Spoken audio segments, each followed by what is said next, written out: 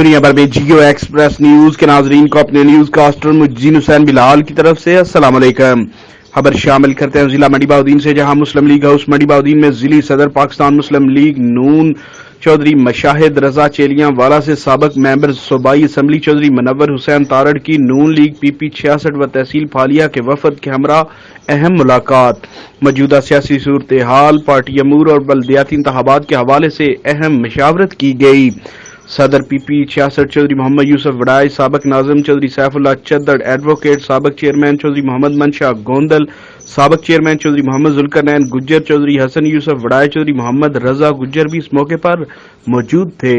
Camera مین team کے ساتھ report Hafiz Abu Bakr Siddiq, staff reporter Geo Express news.